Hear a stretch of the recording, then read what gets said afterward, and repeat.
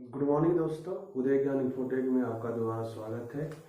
आज हम लेने जा रहे हैं और इसमें नंबर सिस्टम के बारे में आज कुछ सवालों पर डिस्कस करेंगे कि नंबर सिस्टम जो सवाल आते हैं वो सवाल आपको कैसे हैंडल करना है। और जितने भी मैंने क्वेश्चन ले रहा है वो पिछली परीक्षा क्रमों में आया हुआ है आपके, और कहीं ना कहीं क्वेश्चन आपके पेपर से ही बना है। तो पिछली जो परीक्षाएं हुई हैं एसएसएल की या एग्जाम में, उसी से ही आपका क्वेश्चन आपका है। ये सीपीओ में आया हुआ हो, आप बैंक पीओ में आया हुआ हो, या आपका आरआरबी में आया हुआ हो, तो उन्हीं क्वेश्चन को मैं लेकर डिस्कस कर रहा हूँ। और बेसिकली ज़्यादा से क्वेश्चन जो हो गया सीएसएसएल के में ही आपका क्वेश्चन मिलेगा। तो हम नंबर सिस्टम, आज जो होता है जो टॉपिक है नंबर सिस्टम पर हम ज़्यादा फोकस करेंगे। नंबर सिस्टम, नंबर सिस्टम में जो क्वेश्चन आपके आते हैं वो जो क्वेश्चन होते हैं बहुत इजी होते हैं, लेकिन हम लोग एक गलत ट्रैक के हिसाब से लगाते हैं तो सवाल हमारा थोड़ा सा लेंदी जाता है और सवाल लगाने में थोड़ा प्रॉब्लम क्रिएट होती है। तो हम आपको सवाल को स्ट्रेट फॉरवर्ड सिंपल सा पढ़ेंगे और हम उस पॉइंट पर खाली फोकस करेंगे जिसे रिलेवेंट की जरूरत है, यानी कि जो मुझे जरूरत है उसी पॉइंट पर मैं फोकस करूंगा, सिंपल सा। तो क्वेश्चन आपका हम एक पहला ले रहे हैं और स्क्रीन पर आपका क्वेश्चन दिख रहा होगा। तो क्वेश्चन हम पढ़ते जा रहे हैं, थोड़ा सा आपको समझिएगा। क्वेश्चन में आपका लिखा है कि एक व्यक्ति ने 37 रुपये में 2 सेब और 3 कीवी खरीदा। यदि वह 67 में 4 सेब और 5 कीवी खरीदे तो 1 सेब और 1 कीवी का मूल्य क्या होगा। देखिए क्वेश्चन जो है आसान है। वो क्या करा है,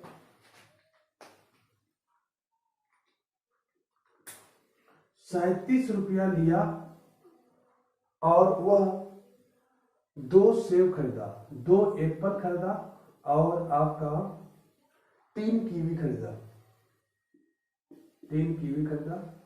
और जब वो 67 रुपया लिया तो उस समय वो 4 कीवी खरीदा और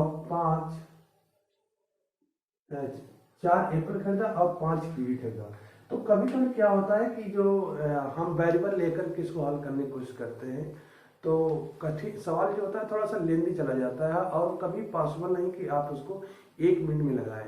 तो सिंपल सा थोड़ा क्वेश्चन देखिएगा। वो क्या कह रहा है कि 37 रुपया में 2 एप्पल और 3 कीवी खरीदा और 67 रुपया में 4 एप्पल और 5 कीवी खरीदा। तो इनमें डिफरेंस कितने का हुआ, 2 और 4 में 2 का, और 3 और 5 में डिफरेंस कितना हुआ, 2 का। तो इसका मतलब इनका जो डिफरेंस है कितने का देखिएगा तो 30 का है। यानी कि 2 एप्पल और 2 कीवी खरीदने में उसको 30 रुपया देना पड़ता है। 2 एप्पल और 2 सेब कीवी खरीदने में उसको 30 रुपया देना पड़ता है, क्योंकि इसमें 2 का डिफरेंस तो है। तो इसका डिफरेंस हम निकाल रहे हैं, सिंपल सी बात है। तो 37 और 37 हटा दीजिए, आपका 30 बचेगा। यानी कि इसमें 2 एप्पल और 2 कीवी का मूल्य क्या है, आपका 30 रुपया है। और पूछा क्या है कि 1 एप्पल और 1 कीवी का मूल्य पूछ रहा है। तो सिंपल सा क्या करेंगे कि जब ये 2 का है तो हम 1 करेंगे, तो 30 का क्या कर देंगे, आधा कर देंगे। तो हमारा उत्तर क्या हो जाएगा, 15। सिंपल सा उत्तर है, उसमें कोई सवाल लगाने की जरूरत नहीं। आप समीकरण बनाते, x मानते, y मानते, और फिर सवाल आपका बहुत लेंदी चला जाता। तो बस थोड़ा सा सवाल देखिएगा। क्वेश्चन जब भी देता है तो सवाल का थोड़ा सा समझने की कोशिश है कि 1 से 2 बार पढ़ो उसको, और उसके बाद देखो कि क्या इसमें ऐसा ट्रिक कोई दिया है क्या। सवाल में कुछ न कुछ ऐसा जरूर दिया रहता है जिसको सवाल को आप आसानी से हैंडल कर सकते हैं। सवाल बड़ा हो जाने से कोई मतलब नहीं होता है कि सवाल सब इतना बड़ा है, अब कैसे दे दिया, 1 मिनट कैसे लगाया जाए। 1 मिनट नहीं, वो 1 से 2 या 5 सेकंड के अंदर लगाने की जरूरत है। आपको सोचने का नजरिया चेंज करिए। आप जब हर सवाल को जब एक्स वाई मान के चालू कर देते हैं तो सवाल वो आपके लिए टिपिकल हो जाता है, और सवाल वो पॉसिबल ही नहीं कि 1 से अगर 2 वेरिएबल में यूज कर रहे हैं तो वो सवाल आपके लिए आसान हो। वो सवाल लेंदी हो जाएगा और आप 1 से 2 मिनट में सवाल तो पॉसिबल ही नहीं है, आप लगा लेंगे। तो सिंपल सा क्या है था, स्क्रीन पर दिख रहा होगा। तो क्वेश्चन क्या कर रहा है कि यदि 29 के पावर 41 और 37 के पावर 41 को 33 से विभाजित किया जाए तो प्राप्त होने वाला शेष फल क्या होगा। और ये क्वेश्चन आपका एसएसएस CSSL में 2019 और 2020 में 2000 में पूछा है, 2019 में पूछा है। तो 2000 हाँ ऐसे ही पूछा है आपका। तो क्वेश्चन में बस आपका सिंपल से कह रहा है कि 29 के पावर 41 और 37 के पावर 41 है और वो 33 से विभाज्य है, तो शेषफल क्या प्राप्त होगा। तो ध्यान दीजिए, इस टाइप का जब भी कोई चीज सवाल आता है तो इसको थोड़ा समझने की जरूरत है कि इसका एक फार्मूला होता है, थोड़ा सा कॉन्सेप्ट समझ लीजिएगा। जैसे a के पावर n हो और b के पावर n हो, तो हमेशा संख्या a प्लस b से विभाज्य होती है। लेकिन यहाँ पर क्या होगा कि n हमेशा क्या होना चाहिए, ऑड होना चाहिए। दूसरी होती है कि a की पावर n माइनस b की पावर n, वो भी संख्या a और b से विभाज्य होती है, लेकिन इसका जो पावर होता है इवन होता है, सम संख्या। और a के पावर n और b के power n a minus b से विभाज्य होती है, ये ऑलवेज, ये पावर सम हो या विषम हो से मतलब नहीं होता है। बस आपको ये समझना है कि a के पावर n और b के पावर n हो तो a प्लस b से होगी, लेकिन उस समय तब विभाज्य होगी जब n ऑड होगा। और a के पावर n माइनस b के पावर n वह a प्लस b से विभाज्य होगी, लेकिन ये तब कंडीशन होता है जब n क्या होता है, ऑड इवन होता है, सब संख्या होती है। और a के पावर n और माइनस b के power n a minus b से आलू विभक्त होता है, a के पावर n सम हो या विषम हो से कोई मतलब नहीं होता है। तो हमारा जो टॉपिक है a के पावर n प्लस b के power n a plus b से, तो हम क्या करेंगे कि देखिए इसके पावर जो है ऑड है, तो हमारा ये पहला प्रोसीजर लागू करता है। अब तो बस क्या करेंगे, जब ऑड है तो मैं इन दोनों संख्याओं को जोड़ देखकर क्या ये दोनों संख्या है विभाज्य है क्या, तो जब संख्या विभाज्य होगी तो 100% है कि उसके गुणक से भी विभाज्य होगी। जैसे कोई संख्या अगर 6 से विभाज्य है तो वो 2 और 3 से भी विभाज्य होती है, यानी उसके जितने फैक्टर होते हैं उससे भी विभाज्य होती है। तो बस इसको देख लीजिए, तो 29 और 37 को अगर आप जोड़ते हैं तो ये 7 और 6 हो जाएगा और 5 एक 6, ये 66 से विभाज्य है। इसका मतलब अगर ये 66 से विभाज्य है तो 66 का फैक्टर होता है 32 गुणे 2 33, तो ये 33 भी विभाज्य होगी। और जब ये 33 से विभाज्य है इसका मतलब क्या है कि उसका शेषफल शून्य है। कोई संख्या अगर किसी संख्या से पूर्णतः कट जाती है तो उसका शेषफल क्या होता है, शून्य होता है। इसलिए इसका जो उत्तर होगा आपका पहला होगा, शून्य। 6 अंकों वाली वह बड़ी से बड़ी संख्या कौन सी है जिसे 12, 15, 20 और 24 से और 30 से विभाजित किया जाए तो शेषफल क्रमशः 8, 11, 16, 20 और 26 बचता है। तो ध्यान दीजिएगा, 12, 15, 20 और 24 और 30, 12, 15, 20, 12, 15, 20, 24 और 30 से विभाजित करते हैं तो क्रमशः आपका 8, 11,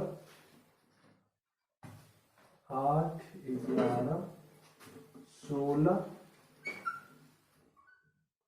20 और 26 बचता है, 20 और 26 बचता है। तो इसमें बस सिंपल सा हम क्या बताते थे कि इसमें सवाल को लगाना बहुत कठिन नहीं है कि 6 अंकों की ये संख्या है, 1, 2, 3, 4, 5, 6 अंकों की ये संख्या है और वो 6 अंकों की संख्या बड़ी से बड़ी क्या होगी जो 12, 15, 20, 24 और 30 से विभाजित किया जाए तो 8, 11, 16, 20 और 26 आपका बचता हो। तो बस आप करना क्या, आपको ध्यान दीजिएगा कि जब भी क्वेश्चन में इतना चीजें कह रहा है कि इसे बचता है तो हमने बताया था कि इसमें एक लॉजिक होता है 30 का, 20 का, कि 20 से अगर कोई संख्या विभाजित होती है तो उसके लास्ट में वो संख्या या तो 20 होगी या तो 40 होगी या तो आपका 60 होगा या तो आपका 80 होगा या आपका डबल 0 होगा जो 100 कहते हैं। तो इतने ही संख्याएं हो सकती हैं उसके लास्ट में। और इसमें कह रहा है कि 20 से विभाजित कर 16 बचे, तो लास्ट को चेक कर लो। इसको 20 से 60 कर 60 बार 60 3 बार जाएगा, लेकिन 2 बचेगा, तो ये हो नहीं सकती।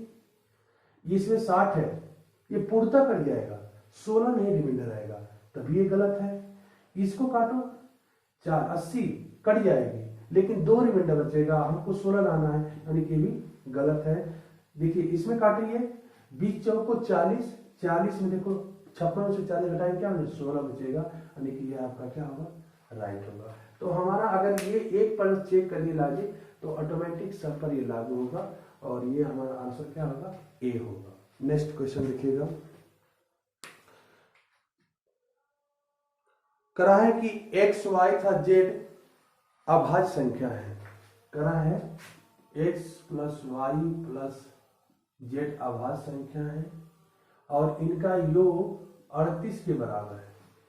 इनका योग 38 के बराबर है, तो x का अधिकतम मान क्या होगा, देखिएगा। एक दिया है 19, दूसरा दिया है 23, अगला दिया है आपका 31, और चौथा दिया है 29। करा है कि x plus y plus z एक अभाज्य संख्या है, और उनका योगफल 38 है, तो x का अधिकतम मान क्या होगा, या y का अधिकतम मान भी पूछ सकता है, z का भी अधिकतम मान पूछ सकता है। तो अधिकतम मान देखिए, अगर थोड़ा सा आपको ट्रिकी ना जगह सिंपल देखा जाए, तो इसमें सबसे अधिकतम मान कौन सा है, 31 है, और 31 क्या है आपका, अभाज्य है, तो आपका उत्तर सही है। लेकिन अभाज्य की बात करेंगे तो 29 भी है, 23 भी है, और 19 भी है, मतलब सब के सब अभाज्य है। लेकिन थोड़ा सा एक लॉजिक हम आपको क्रिएट करना चाहते हैं कि ये क्वेश्चन मान लेते हैं इस टाइप सा है, तो हम लॉजिक क्या है उसका बताना चाह रहे हैं कि लॉजिक इसका क्या है लगाने का। इसका उत्तर 31 है, आपका राइट है। लेकिन देख लीजिए लॉजिक कैसे बनता है। करा है कि 38 है, और कभी भी ध्यान दीजिएगा कि 3 संख्याएं और 3 संख्या को जोड़ा जाए तो तीनों अभाज्य हो, और तो कॉम्बिनेशन क्या बन सकता है अभाज्य प्राप्त होने का, देखिएगा। पहली बात की odd plus odd plus odd को जोड़ा जाएगा तो हमेशा ऑड आएगा, ये अभाज्य प्राप्त होने की कंडीशन है। दूसरी चीज, इसमें 38 में आपका सम है, सम का मतलब होता है कि सम कैसे आ सकता है आपका तो सम आने कंडीशन क्या होगा, 2 प्लस 8। पहला 2 है, क्योंकि हमको पूरे अभाज्य संख्याओं में 2 ऐसी संख्या होती है जो ऑड या अभाज्य भी होती है, लेकिन वो सम भी होती है। तो 2 तो उसमें फिक्स है आपका कि 2 प्लस ऑड प्लस 8 जोड़ देंगे तो संख्या हमारी क्या आ जाएगी, इवन आ जाएगी। अब इसमें 2 भी कुछ भी ले लीजिए, आपका यहाँ 2 ले लीजिए, यहाँ 7 ले लीजिए, तो 2 7 कितना होता है आपका 5 और 7 कितना होता है 12। अब 12 में 2 जोड़ देंगे तो क्या आ जाएगा आपका 2 एक्स्ट्रा जोड़ दीजिए तो वो आपकी संख्या नहीं। तो 2 आने की ये बराबर किसने के हैं, 38 के हैं। तो इसका मतलब क्या हुआ कि अगर ये मान लेते हैं कि इसमें y है, x है, कुछ भी देखिएगा, इसमें किसी का भी निकाल सकते, तीनों बराबर हो सकती हैं कि इसमें x ये भी हो सकता है, x ये भी हो सकता है। तो हम मान लेते हैं कि इसमें x plus y plus z में आपको इसकी वैल्यू हम इसकी वैल्यू मान लेते हैं क्या है 2 है, और ये क्या है 38 है। तो इसमें 2 घटा दीजिए तो y प्लस जेड बराबर क्या हो जाएगा 36 हो जाएगा। तो इसका मतलब क्या है, कॉम्बिनेशन देखिएगा, एक तो 2 होगा और 36 लाने के लिए क्या कर सकते हैं, तो हमने कहा कि इसमें मान लीजिए कि दूसरी संख्या 19 है, तो अगर दूसरी 19 है तो अदर संख्या 36 बनाने के लिए क्या करेंगे, 36 बनाना इसके अंदर है तो इसमें 7 जोड़ देंगे, 7 और 2 27। अब इसमें जोड़ देख लीजिए, नहीं 27 नहीं 17, तो 17 भी आड है 19 भी आड है, लेकिन ये कॉम्बिनेशन तो ये बन सकता है। कितने कॉम्बिनेशन बन सकते हैं उसकी बात देखिएगा, 2 प्लस आप 23 ले लीजिए, और 23 को 36 बनाना है। देखिए 2 तो है ही, ये इतना जोड़ ही गया, 2 और जोड़ लीजिए इसमें, तो जो 2 जोड़ेंगे तो कितना हो जाएगा इसके बीच में, तो ये हो सकता है 23 36 बनाना है, तो ये हो जाएगा 3 और 1 13, और 23 भी और 13 दोनों भी आपका अभाज्य है और 8 भी है, तो तभी जोड़ेंगे तभी आपका 38 हो जाएगा। ये कॉम्बिनेशन हमने कहा कि आप 31 का बना लीजिए, 31 प्लस आपका 5, तभी आपका 36 38 के बराबर हो जाएगा।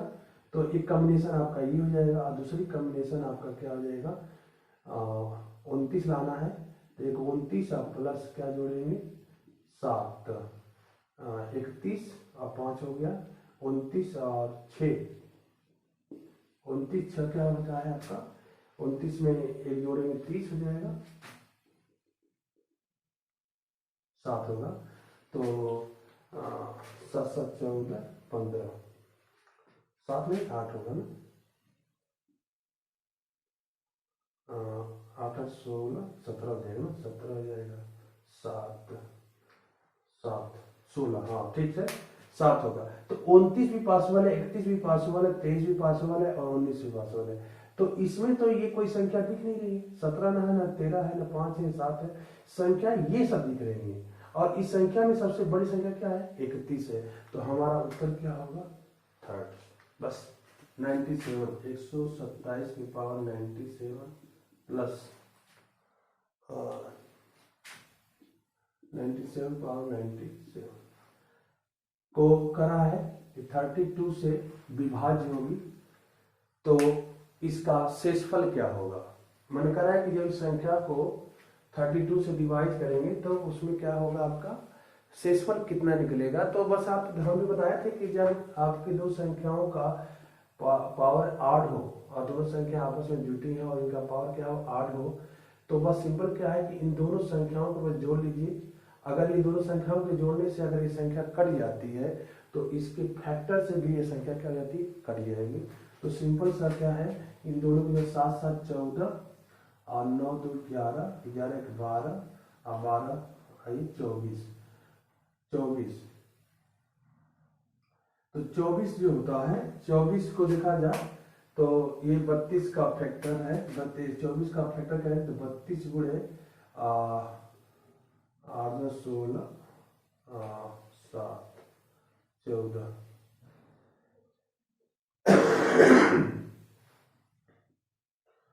7, हाँ 7 गुणे 32 होगा। तो अगर ये 224 से ये डिवाइड होती है तो इसके फैक्टर से भी डिवाइड होगी, और 224 का फैक्टर उसका 32 गुणे 7 होता है, तो 32 आ रहा है, तो इसका मतलब ये 32 से भी डिवाइड होगी। अगर ये 32 से डिवाइड हो जाती है तो 100% उसका रिमाइंडर क्या आएगा, 0 आएगा। तो इस केस में ज्यादातर डिफॉल्ट क्या होता है, 0 ही आता है। क्वेश्चन कर रहा है कि एक आदमी ने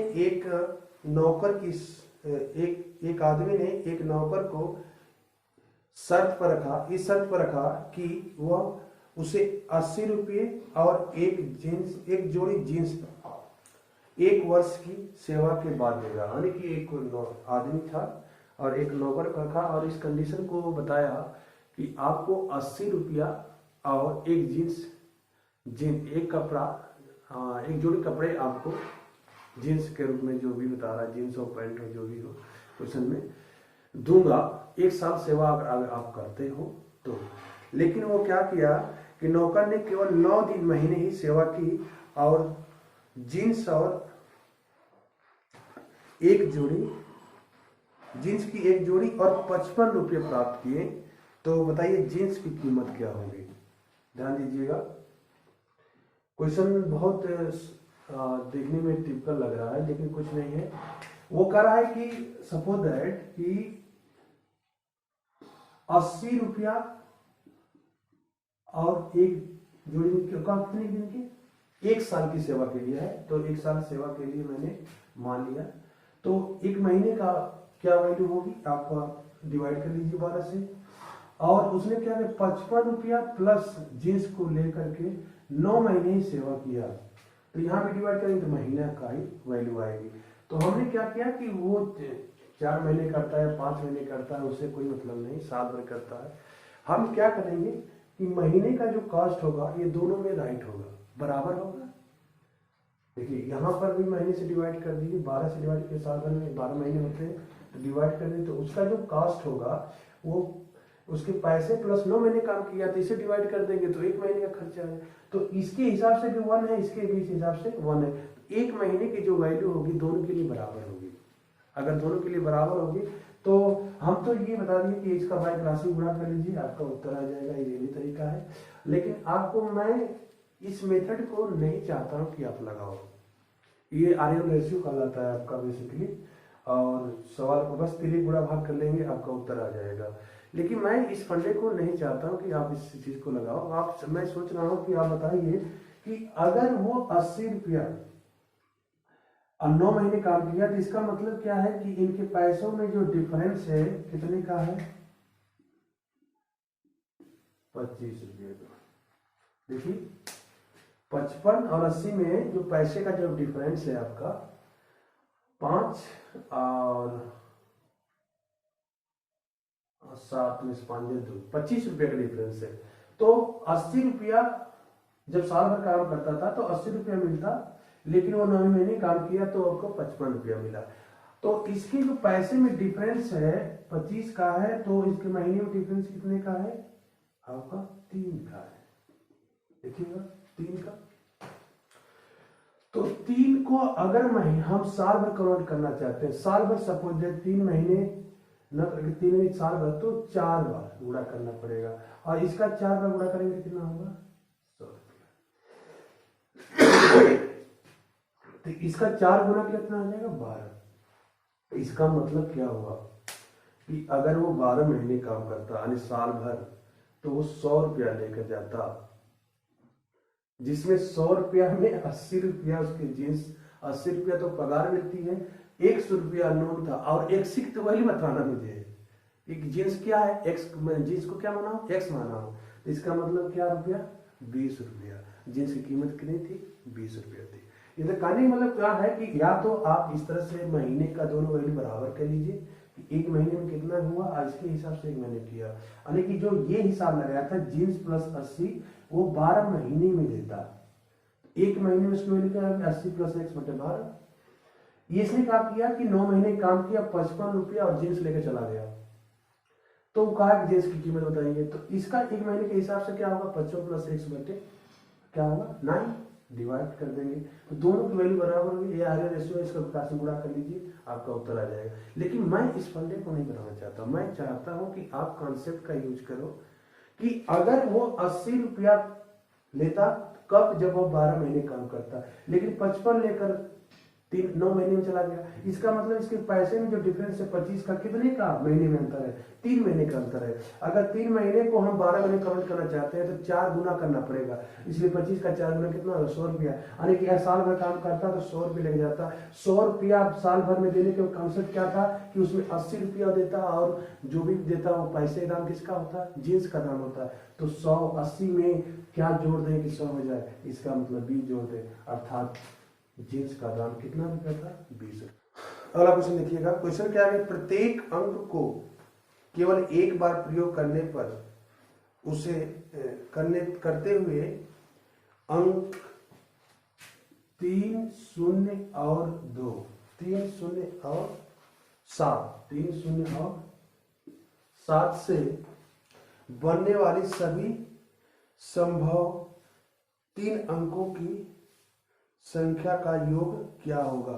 करा है कि 307 से जितनी भी संभव संख्या होगी जो इसका एक बार प्रयोग किया गया है, केवल एक बार प्रयोग करना है, और इन तीनों संख्या जो संख्या बनेगी उसका योग कितना होगा इसके बारे में वो बताने की कोशिश कर रहा है। इसका योग करेंगे तो ये होगा कि ये होगा कि ये होगा कि ये होगा, यानी कि इसका योग कर लेंगे तब तो 3 अंक से 4 अंक की संख्या कौन कौन सी बनती है ये देख लीजिए आप। 3 अंक से बनने वाली 4 अंक की संख्या कौन कौन सी होगी इसके बारे में देखिएगा। एक यहाँ बन सकता है 3 0 7, एक बन सकता है 7 0 3, एक बन सकता है 370, एक बन सकता है 730। इसके अलावा और कोई संख्या पॉसिबल नहीं है। और इसको जोड़ लीजिए, 7 3 10, 7 3 10, 1 11, और 7 3 10, 7 3 10, 10 10 20, अब 20, 3 10 7 3 10, ठीक, 3 0 7 7 0 3 3 7 0 7 3 0। तो ये कितना हो गया? 211 है इसमें, 211। तो ध्यान दीजिए, हाँ, 7 3 10 20 1 21, ये 211 वाले ऑप्शन आपका ये थर्ड सही है, चौथा सही है आपको। तो जितनी संभव संख्या होती है बस उसको बना लीजिए, आपका होता है। लेकिन ये मैं आपको ये नहीं बताना चाहता। हम कहें कि अगर इसके बगले में आपको 3 7 की जगह 8 9 दे देता हूँ, 0 माना फिक्स रहे, 8 9 दे, तब क्या क्या करेंगे? इसलिए मैं करा कॉन्सेप्ट को समझिए कि सवाल में ये चीज नहीं है आपको बताने के लिए मैं आया हूँ। आपको ये बताने के लिए आया हूँ कि ये उत्तर जो आपको दे रहे हैं, ये 3 7 हो, आपको कल 9 5 दे दे तो क्या करेंगे आप? क्या प्यार इससे लगाएंगे? इस तरह लगाएंगे तो आप जल्दी कभी जिंदगी में सिलेक्शन तो होगा ही नहीं, क्योंकि अगर इतना टाइम लगा देंगे तो टाइम लगे।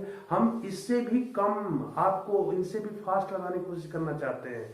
तो कॉन्सेप्ट समझिए सिंपल सा, कि जब आपको इस तरह से होता है तो आप मान लीजिए कि 3 संख्याएं हैं, तो मान लीजिए एक ए है, एक बी है, एक सी है। तो सी का तो मान आपका क्या कर दिया है? 0। और इनसे संख्या बनाना चाहते हैं, तो संख्या देखिए क्या क्या हो सकती है। 100 ए प्लस 10 बी प्लस 0, ये हो सकती है। या 100 ए प्लस 0 प्लस बी, ये हो सकती है। या 100 बी प्लस 10 ए प्लस 0 हो सकती है। या 100 बी प्लस 0 प्लस ए, ये संख्या हो सकती है। सबको जोड़ लीजिए तो 100 ए और ए, 100 100 200 200, 100 100 200, और कोई 10 है और ए 11, यानी कि 211 A plus 100 B 10 B 10 B 10 B, देखिए 100 10 1 11 हो गया, 11 ये हो गया, और 200 ये भी हो गया, यानी कि 211 बी हो गया। अगर 211 और ए क्या होगा? ए प्लस बी। इसका मतलब क्या है कि 211 ए प्लस बी, यानी कि कभी भी संख्या आपको ए 0 कामा बी से एक बार यूज करके रिपीट किया जाए तो उसका हमेशा 211 इंटू ए प्लस बी, इसका योगफल ही होता है। इसका मतलब कि 211 में ए प्लस बी जोड़कर गुणा कर दीजिए, इसका उत्तर हो जाएगा। और हमारा क्या है, एक 2 था, एक 7 था, एक 0 था, तो 7 3 कितना हुआ? 10, यानी कि 210 में 10 का गुणा कर लीजिए, क्या हो जाएगा आपका उत्तर? 10। ये आपका राइट। तो सिंपल सा है कि जब कभी इस टाइप का सवाल आएगा आपको पेपर में, तो कुछ नहीं करना है, 211 में उन संख्याओं को जोड़ करके गुणा कर लीजिए, उसका वही उत्तर हो जाएगा, अर्थात आपका ये कॉन्सेप्ट है। मैं इस चीज को बताना चाहता हूं कि कभी पेपर में आए तो आप फिर ये प्रोसीजर ना लागू करो, ये जोड़कर घटाकर ये क्या करें, कुछ नहीं। 211 होता है ये आपका, इसकी संख्या में कुछ भी दे दे आपको, जैसे हमने दे दिया कि मान लेते हैं कि 9 है, 2 है, 7 है, तो क्या करें, 7 तो 9 होता है, तो 211 गुणे 9 कर लीजिए, 9 9 9 18, 1899, बस इसका उत्तर हो गया। तो आप कॉन्सेप्ट को समझिए। हमारे कहने का मतलब कि आपको लेंदी सवाल नहीं बनाने आए, मैंने कॉन्सेप्ट बताने की कि कॉन्सेप्ट होता क्या है। कॉन्सेप्ट में बेसिकली बस ये करना है कि 211 में बस हम क्या करेंगे, उस संख्या को जोड़कर गुणा कर देंगे, वो उसके योगफल के क्या होगा। ये करा है कि 3 परीक्षा पैड और 2 पेंसिल की कीमत आपको 96 रुपया दिया है। पैड है प्लस ये पेंसिल है, उसका दाम 96 रुपया दिया है। तो करा है कि 4 पैड परीक्षा पैड और 3 पेंसिल, 4 परीक्षा पैड और 3 पेंसिल का जो मूल्य है आपका 134 रुपया है। तो कह रहा है कि एक परीक्षा पैड और एक पेंसिल का मूल्य क्या होगा। तो ये बस आपको सिंपल सा ध्यान दीजिएगा, इनके बीच डिफरेंस कितने का है, 1 का है। तो बस इनके बीच डिफरेंस निकाल लीजिए। तो इनके बीच डिफरेंस निकालेंगे, 14 में 6 8 हो जाएगा और इसमें घटाएंगे तो ये 30 रुपया। आंसर आपका क्या होगा, सेकेंड सही। तो कहने का मतलब घर में कुछ संख्या में पेंगुइन और ध्रुवी भालू है। एक चिड़ियाघर है जिसमें कुछ पेंगुइन हैं और कुछ भालू हैं। अगर उन दोनों के सिरों की कुल संख्या 60 हो, एक पेंगुइन है और एक बियर है, अब कितनी है नहीं पता है, उनका जो हेड है, हेड का जो सिरों की संख्या 60 है, सिरों की संख्या 60 हो और उनके पैर की संख्या 160 है और उनका लेग की संख्या 160 हो, तो बताइए कि चिड़ियाघर में कितने ध्रुवी भालू हैं, यानी कितने भालू हैं, इसकी संख्या पूछा है। तो सवाल बहुत आसान है, सवाल इतनी टफ नहीं समझा जाता है क्वेश्चन को। सवाल अगर बनाते हैं तो सवाल लगाने में इस तरह क्वेश्चन नहीं किया जाएगा। कह कि एक चिड़ियाघर था तो उसमें कुछ पेंगुइन थी और कुछ ध्रुवी भालू थे, जिनके हेडों की टोटल संख्या मिलाकर कितनी थी, 60 थी और उनके पैरों की संख्या को मिलाकर के 160 है। तो बताइए कि उसमें ध्रुवी भालू कितने हैं। तो सिंपल सा सवाल है कि हम दोनों को मान लेते हैं कि वो दोनों क्या है, पेंगुइन है। तो दोनों पेंगुइन है, तो पेंगुइन का मतलब क्या होगा कि अगर पेंगुइन 60 है, पेंगुइन 60 है, तो उनके पैरों की संख्या कितनी हो जाएगी, हमेशा 2 पैर होते हैं पेंगुइन में, तो पैरों की संख्या कितनी हो जाएगी, 120 हो जाएगी। कितनी हो जाएगी, जब आपको दोनों मान लिए कि वो मान लेते हैं कि पेंगुइन है, तो टोटल पेंगुइन की संख्या कितनी है, हेड के 60 है, तो इनके पैरों की संख्या कितनी हो जाएगी, 120 हो जाएगी। लेकिन ये क्या दिया है, 160 दिया है लेग है, इसका मतलब 40 ज्यादा है। तो 40 ज्यादा किस लिए है, भालू के कारण है। अगर भालू कारण 40 ज्यादा है, इसका मतलब क्या हुआ कि अगर 40 भालू हैं तो इसका मतलब भालू क्या है, 2 एक्स्ट्रा पैर लेकर आए हैं, इसका मतलब 40 का आधा कर लीजिए 2, अर्थात कितना 20 आपका भालू है। राइट आंसर क्या होगा, ए सही है। अब ध्यान दीजिए, थोड़ा सा आपको कंफ्यूजन, अगला जो आपका पार्ट चालू करेंगे वो कल के डेट में होगा, जो नंबर सिस्टम के बारे में ही डिस्कस करेंगे। अगर आपको वीडियो अच्छी लगी तो लाइक करिए, सब्सक्राइब करिए। अगर चैनल में पहली बार है तो सब्सक्राइब जरूर करें आप, और अधिक से अधिक कमेंट करिए। Thank you.